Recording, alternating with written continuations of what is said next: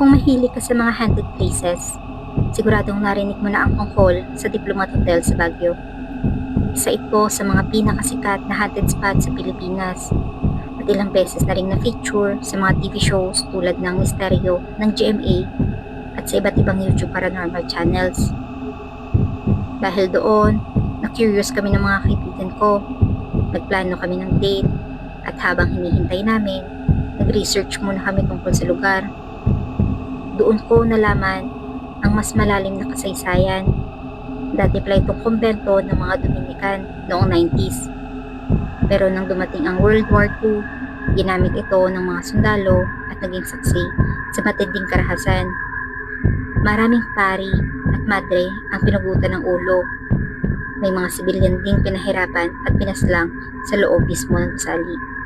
Bago natin ipagpatuloy ang kwento, mag-like at subscribe. Pagkatapos ng gera, ginawa itong hotel noong 1970s. Pero kahit noong panahon na yon, kilala na rin ito sa mga kababalaghan. Maraming guest ang nagsasabing may naririnig silang iyak, dasal at mga yapak. At nang mamatay ang faith healer na nagmamay-ari, tuluyan ang naiwan ang lugar hanggang sa maging abandonado at isang malaking buho ng misteryo.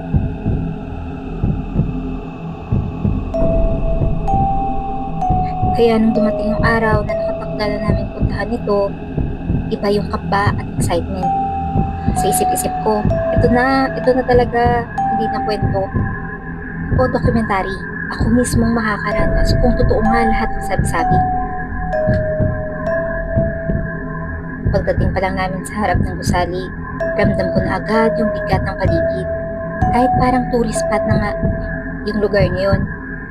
Dala pa rin ito yung malamig at mabigat na enerhiya. Nakatayo kami sa fountain sa gitna at sobrang tahimik ng paligid. Uy, parang ang bigat dito ah. Ramdam nyo rin ba? Oo, pare. Parang may nakatingin eh. Saka parang tahimik no? Sobra, di ba? At pag-akyat namin sa hagdan, bigla akong nakarinig ng mahina at parang pulong ng ama namin sa mismong tenga ko. Guys, narinig niyo yon? Ako? Yung nagdarasal? Oo, bro, narinig ko. Ikaw din ba? Nagkatigningan kami at ang mas nakakatakot, sabay-sabay naming narinig lahat. Sa itaas ng hallway, bigla akong napansin ang isang itim na figura pero wala itong ulo. Mabilis lang dumaan, pero kitang-kita ko talaga. Shit! May nakita akong dumaan. Wala siyang ulo, pare. Putya, akala ko kulang. Kanina pa ako inikilabutan. May dumaan talaga.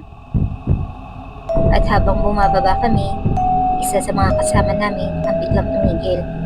Sabi niya, may narinig siyang iyak ng bata mula sa isang kwarto na wala namang tao. Namilog ang mga mata namin lahat. Wala kami lakas para silipin. Kinuwento ng isa naming kasama na nung nasa rooftop siya, may narinig siyang parang piano na tinutugtog mula sa baba. Ang nakakatindig balahibo, wala namang piano doon. Ngayon, yung isa naman, habang umiikot sa paligid ng fountain, nakakita raw siya ng isang babaeng nakaputing belo, parang madre, na nakatayo lang sa gilid, nakatingin sa kanya. Nang tumalikod siya para tawagin kami at pagbalik niya ng tingin, wala na yung madre. At ako mismo, bago kami lumabas ng gusali, dumaan ako sa isang kwarto na may sirang gripo. Rinig na rinig ko yung patak ng tubig, pero nang silipin ko, tuyo ang sahig at wala namang gripo roon. Paglabas namin ng Diplomat Hotel, hindi na kami nag-usap muli. Tahimik lahat hanggang sa van.